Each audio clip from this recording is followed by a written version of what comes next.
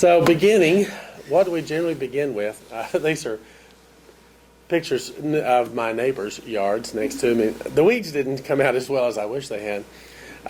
Everything you see in green is really the weeds that have come up. And isn't it kind of amazing? That's always the first thing that come up in spring, is all the what we define as weeds. What are weeds? Weeds. They are what we consider undesirable. Really, the term is the way we use that is that comes up that we think is a little bit undesirable. An interesting thing is milkweed is something that we often think is very, very undesirable. And Joyce was telling me that she was reading in the newspaper last week that there's less milkweed in our area now. They don't know why. But this could take us out of the monarch's flight path, their migration route. We are part of their migration route out here, but as the milkweed disappears, which is where they lay their eggs, it's their nursery, and their children don't survive without the milkweed. And this could, with the milkweed for whatever reason disappearing, we could lose the monarch butterfly in our areas. So we consider milkweed a weed, but it has consequences. Everything has consequences. But this is, I know my neighbors aren't going to plant a garden in their front yard because this was their front yard. They have a big dog in their backyard, so I didn't try to do that. But a garden is where are we going to begin? We need to talk at the beginning of things. So we have to look at what we have to start with. And one of the things we often have to start with out here, oh, by the way, I'm not a gardener. Don't follow my advice on gardening things particularly, but we have to start in the beginning if we're going to do a garden, if we're going to do planting and preserve, and we're going to want the bounty that's coming. The one on the right really would be, there's that one at the end is a rose bush, but it's just full of weeds at the moment now. So if they're going to do something with that area, which is going to be flowers, the other one would have the potential for being vegetables, so a vegetable garden. So it depends on what you really want to do, and it depends on what you're starting with. And as I worked through it this week, what we really start with in all of our lives is the universal law of averages. That's what you see when you go out, especially if you go out to places where mankind doesn't disturb things very much. What you see is absolutely the universal law of averages. That's what the Creator is giving us all the time. It's the universal law of averages. That's why it says in the Bible, the rain falls on the just and the unjust. It's just the way it works. It's that universal law of averages. If you go out in New Mexico, and there's lots of land in New Mexico that's pretty much undisturbed by mankind, and then you go out there and you really get to see what the universal law of averages really is. We don't always recognize that when we go out and look. I had an experience I shared some time ago, many years ago. I was riding my motorcycle. I used to ride all the time. And I left Midland on the way to Lubbock. And it's pasture land, sort of, and with mesquites on 349 heading out towards La Mesa. And it's really a disturbed area. Mesquites aren't native to mesquites are not native to this part of the country. They were brought in with the cattle. They're an invasive species, and they're very invasive at times. And can, in some places where they have more moisture than we do, mesquites absolutely take over the pastures, and it ruins the pasture for the cattlemen and so forth. But if you cross 176 out there, that's the road from Snyder that goes over to Andrews. Just north of there, all of a sudden you run across grassland that was really native to here when man showed up. This was a grass prairie right on the edge of the desert. We're still on the edge of the desert, but grass was the predominant thing here, not the trees. It was grassland. And when you pass there, you drive through several miles of what it was like pretty much before it was disturbed. Why the mesquites haven't taken over that particular area, why it's south of the road and not north of the road, I don't know. But I was riding along enjoying watching the grassland. It was a nice day and the breeze was blowing the grass, and You could see the air movement in the grass. We've all seen that at different times. And that's what it is. That is the universal law of averages at play. And then I come over this rise. There's a bunch of rises out there, and all of a sudden I'm in farmland. And it was springtime. The grass hadn't even turned green at that time. But it was springtime, and they hadn't planted. But here were all these rows. They were getting ready to plant cotton. And they had all the fields prepared for the planting. Here was man then intervening in the universal law of averages.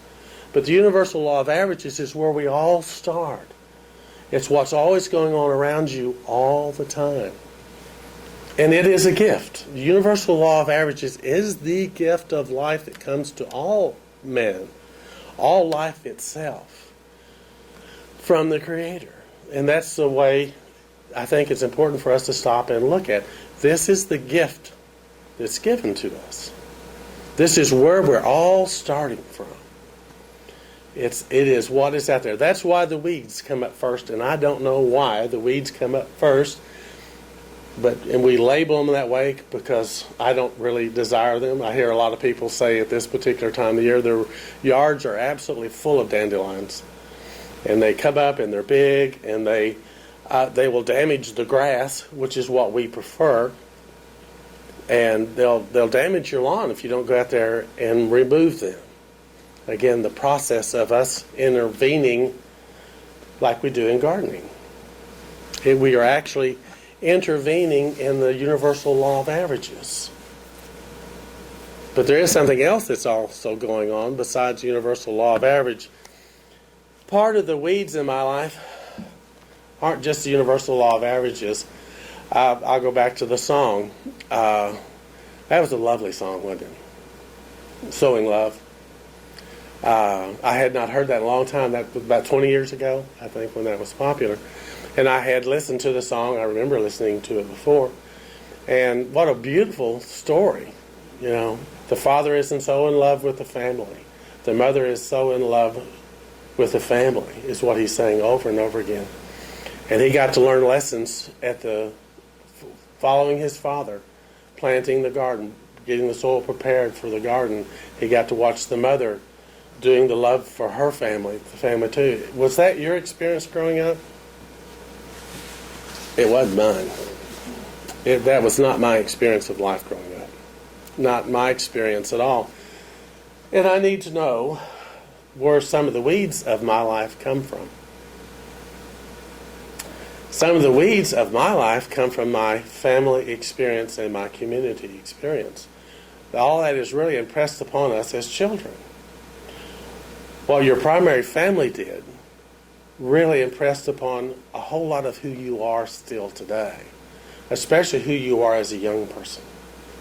And my experience was a whole lot the opposite of what the song was about. My dad was a very unhappy person. My mother was a very unhappy person. And I experienced a lot of unhappiness as a child.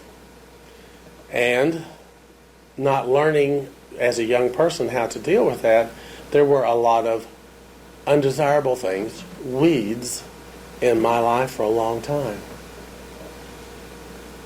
So as I want to prepare my garden, I have to realize where these things come from.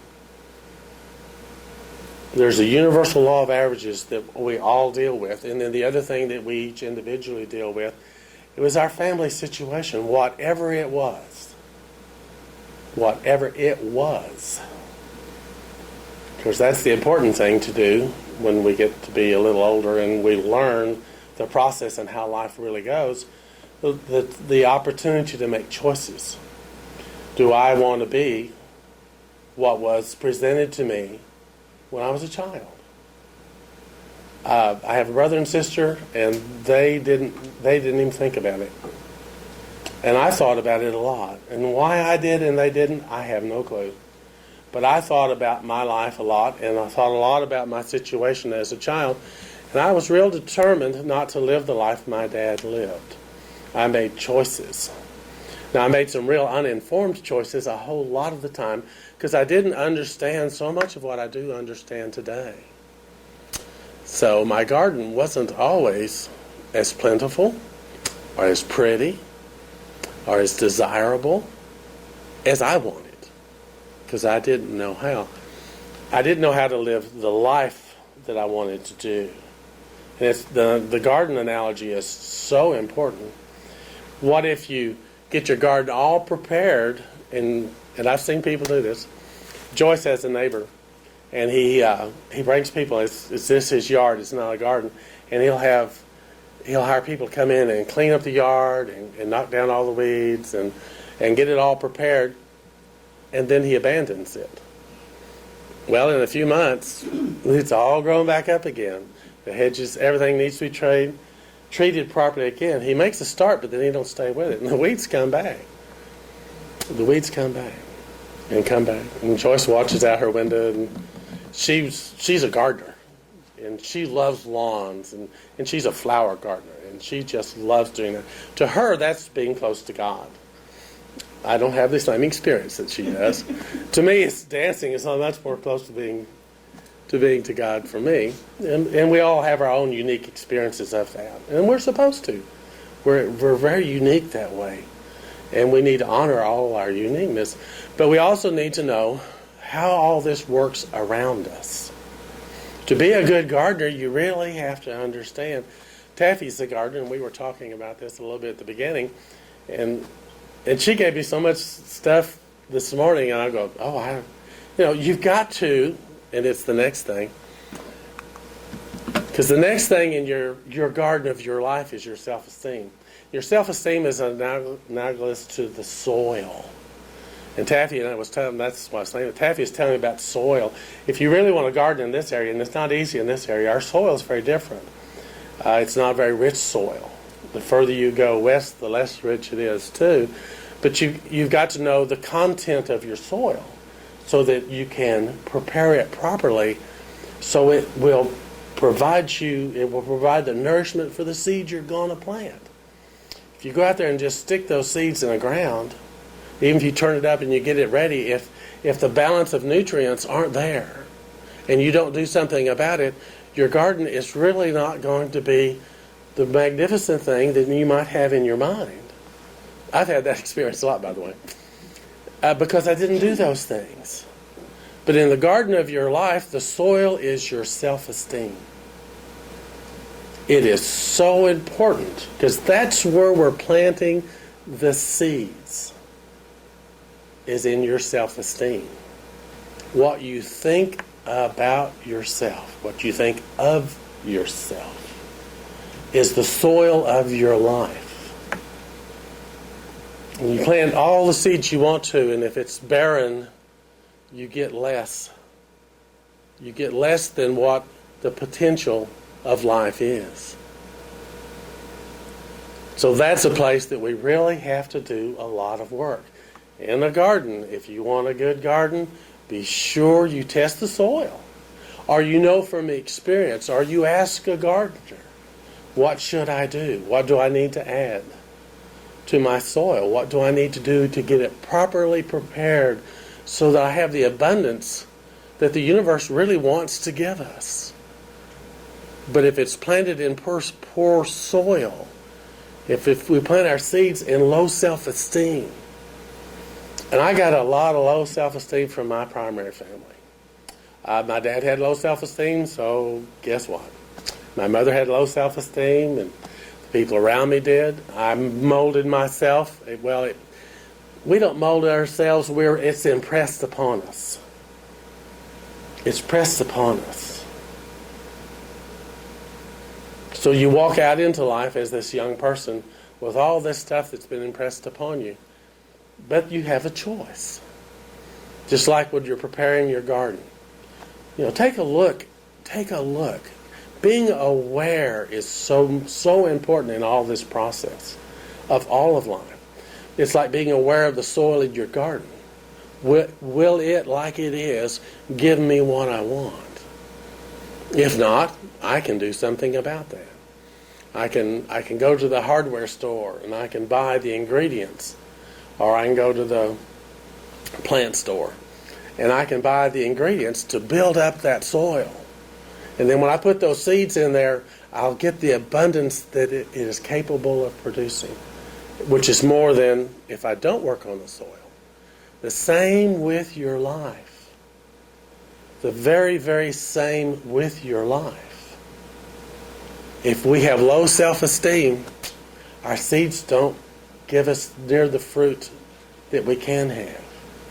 So I have to be aware of what I think of myself. I have to be deeply aware of how I feel in here. Because in here is where I plant all my seeds of my life's garden. So if I look at my past and I go, my bounty, we're going to get a big, nice dose of this in our class coming up. Because we're talking about abundance. But seeds planted in poor soil and poor self-esteem don't give us the abundance that we deserve. And guess what? You deserve it. The law of averages tells you you deserve it. The creator of the universe is pouring all out there that could be needed or used. All the abundance is out there. And it's our challenge, our wonderful gift, our wonderful opportunity to do that.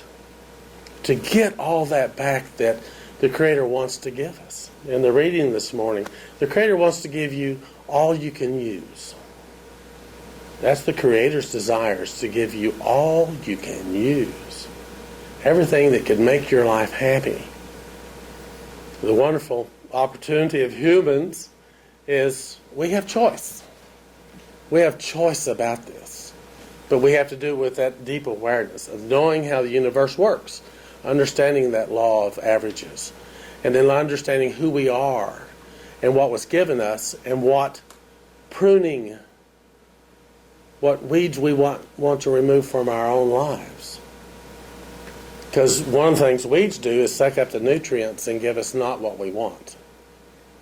So we weed our garden. So we need to do that in our lives too. But we got to know where they're coming from. Most of my weeds in my garden come from me. And it comes through my low self-esteem, the negative thoughts I have about myself. In quiet meditation, do you hear those thoughts running around? I hear those thoughts running around. And I'm still working with those thoughts because I still have too many thoughts that are on the negative side.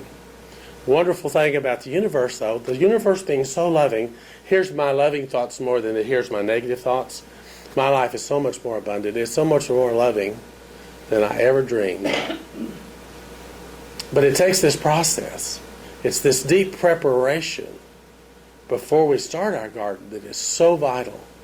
Knowing how it works, knowing how we are involved in it, knowing that our self-esteem is so terribly important to the whole end product and the ongoing process. Because you don't have to just work and all of a sudden it's great. As we work a little, it gets better. As we work a little more, our lives get better. Same in the garden. As we tend the garden, it gets better and more fruitful and more pleasurable. There's nothing quite as pretty as watching the fruit. I get to watch Taffy's garden.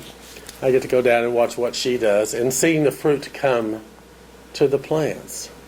Or in Joyce's garden, which is flowers, I get to go see the wonderful flowers that she works hard to decorate her backyard with through her process.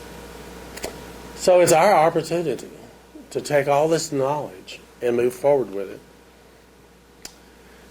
And it's the knowledge of knowing this that empowers us. Knowing that our thinking is so important. Knowing that love and law are out there. And it's being empowered with knowledge that we become better gardeners. There are a few natural gardeners out there, but most of us had to learn along the way to do this. And same with our lives. And this was on Facebook. This was a friend who was getting her onion patch ready. And I've never grown onions. I didn't know you had to do it quite this way. But here she has. And then from the Science of Mind, man has the ability to choose what he will do with life and is unified with a law which automatically produces his choice. So, look at our gardens. Our gardens tell us, our lives tell us, really what's going on inside us. And if it's what you want, keep it up. If it's not, It's weeding time. It's time to do pruning. It's time for us to move in directions that are more harmonious to our own lives, because when we are living happy, healthy lives, it enhances everybody else around us. That global heart. The global heart happens through us.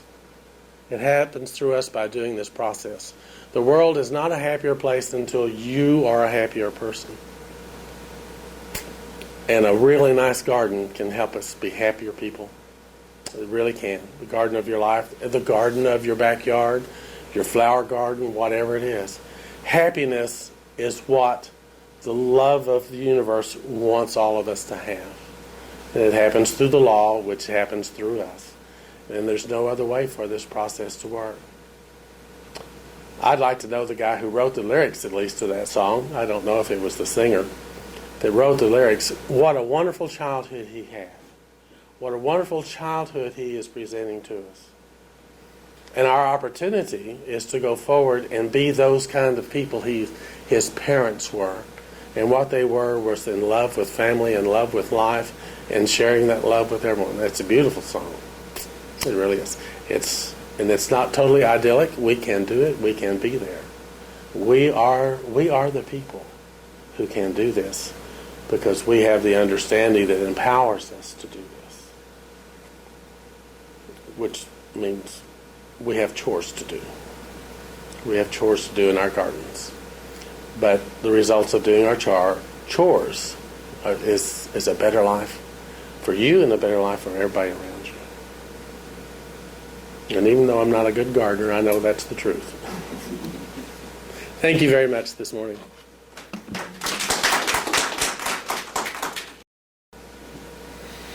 And we do know that there is but one in the universe. One love, one law, one being, one creativity. And watching the universe around us, we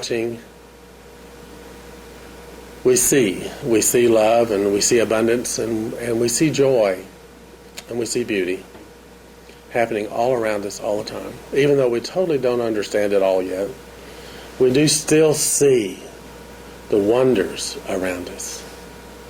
And through our process together, we know the power of our own minds connected to that one mind. And we know how to use this process. So if we ever see any lack or limitation, we know that that is not the truth. It's not the truth of who we are. It's not the truth of anybody else around us either. And we hold ourselves up in and to the truth. And we can do that for our friends and anybody else we know. We can hold the truth up for them too, knowing who they really are. We are and they are the children of God, the heirs to the kingdom, which is everything. It is our natural birthright, our natural heritage. And it is our wonderful opportunity to use it. For it is nothing unless it flows through us, because we know that's how it works. And we know the beauty and the abundance of this process. So I take all the words and thoughts and feelings of this treatment, I take them gently and with deep, deep gratitude, I release them into that part of God we call the law, the doer. The law is the doer.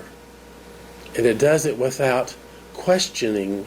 It just does what we ask. And we know that that's the truth too. So with gratefulness and gentleness, I release all this into the law, where I know it is complete right now. And would you anchor that with me and say, and so it is. And I